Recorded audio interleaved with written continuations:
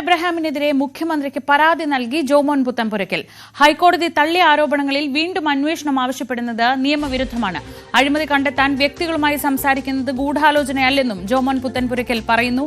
V Vinod വിവരങ്ങളുമായി.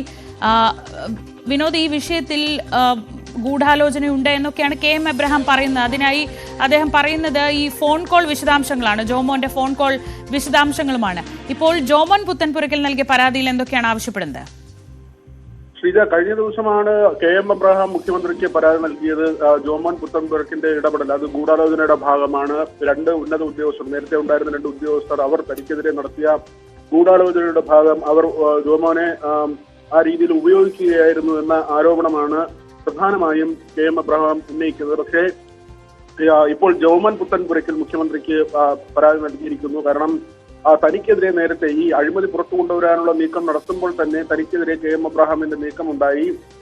സർക്കാർ guest house ദുരുപയോഗം ചെയ്തു എന്ന ആരോപണമായിരുന്നു. ആ ആരോപണം ഉയരുകയും പിന്നീട് ഹൈക്കോടതി അത് തള്ളിക്കളയുകയും ചെയ്തതാണ്. ഇതേ കാര്യങ്ങളാണ് വീണ്ടും ഉന്നയിക്കുന്നത്.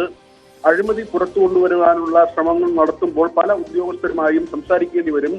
ആ കാര്യങ്ങളാണ് ഇപ്പോൾ തെളിവായി ഉയർത്തിക്കൊണ്ടുവരുന്നത്. അന്വേഷണം തന്നിലേക്ക് തിരിച്ചുവിടാനുള്ള ശ്രമം നടക്കുന്നു എന്ന കാര്യം കൂടി ജോമോൻ തന്റെ പരാതിയിൽ പറയുന്നുണ്ട്. കിഫ്ബിയുടെ ചുമതലയിൽ നിന്ന് ഒഴിയില്ല എന്ന് കഴിഞ്ഞ ദിവസം തന്നെ കെ എം എബ്രഹാം ജീവനക്കാരെ അറിയിച്ചിരുന്നു. മുഖ്യമന്ത്രി പറഞ്ഞാൽ താൻ രാജിവെച്ച് മാറാമെന്ന നിലപാടിലാണ് എബ്രഹാം ഉള്ളത്. ഏതായിരുന്നാലും CBI അന്വേഷണത്തിന് ഹൈക്കോടതി ഉത്തരവിട്ടിരുന്നു. കെ എം എബ്രഹാമിന്റെ അനധികൃത സ്വത്ത് സമ്പാദന പരാതി, അല്ലെങ്കിൽ അദ്ദേഹം അനധികൃതമായ സ്വത്ത് സമ്പാദിച്ചു എന്ന ആരോപണം, ഇതിൽ ഹൈക്കോടതി ഉത്തരവിന്റെ അടിസ്ഥാനത്തിൽ CBI പ്രാരംഭ നടപടികൾ ആരംഭിച്ചിട്ടുണ്ട്. ശ്രീജ, വി വിനോദാണ് വിവരങ്ങൾ നൽകിയത്. ജോമോൻ പുത്തൻപുരയ്ക്കലും മുഖ്യമന്ത്രിക്ക് പരാതി നൽകിയിരിക്കുകയാണ് കെ എം എബ്രഹാമിനെതിരെ.